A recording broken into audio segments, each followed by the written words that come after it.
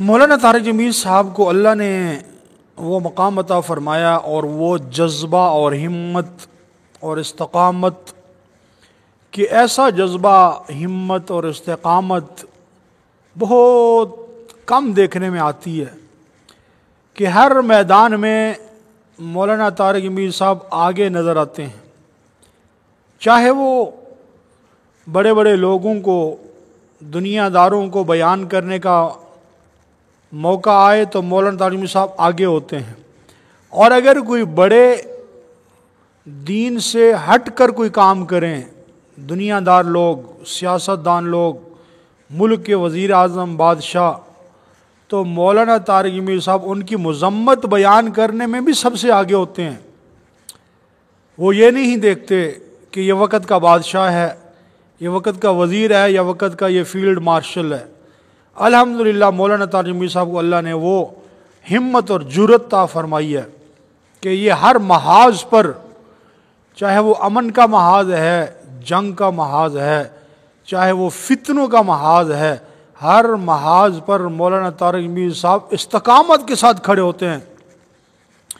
حالانکہ اس وقت مولانا طارق جمیل صاحب کی جو عمر ہے وہ 72 ایئرز ہے۔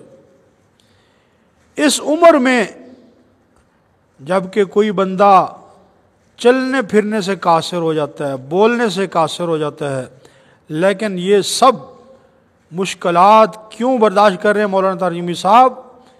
اس ملک و قوم کی خاطر کہ اس ملک و قوم میں امن پیدا ہو جائے، یہ سارے مسلمان بھائی بھائی بن جائیں، اور ہر ظالم اپنے ظلم سے ہٹ جائے، اور ہر مظلوم کو اس کا انصاف مل جائے۔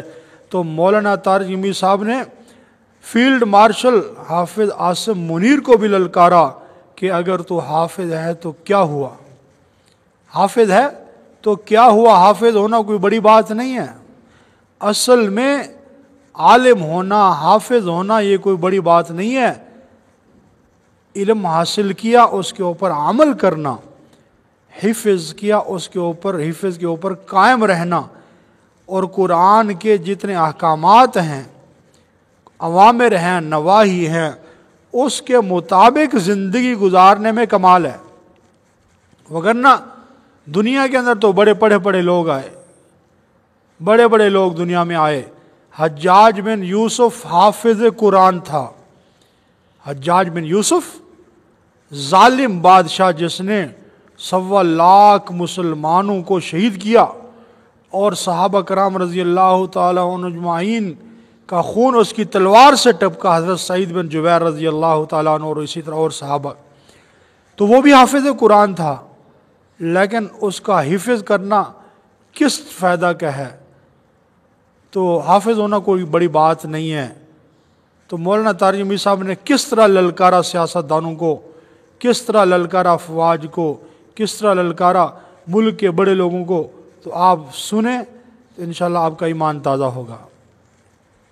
جی دیکھیں، مولانا طارق جمیل صاحب نے فرمایا کہ جو حجاج بن یوسف تھا وہ ہر روز 10 سپارے تہجد میں تلاوت کرتا تھا۔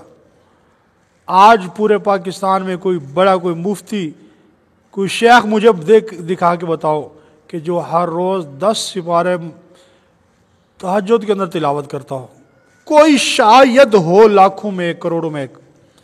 لیکن حجاج بن یوسف کو وہ 10 سپارے ہی تلاوت کرنا تہجد کے اندر کوئی فائدہ دیں گے؟ نہیں، وہ ظالم انسان تھا۔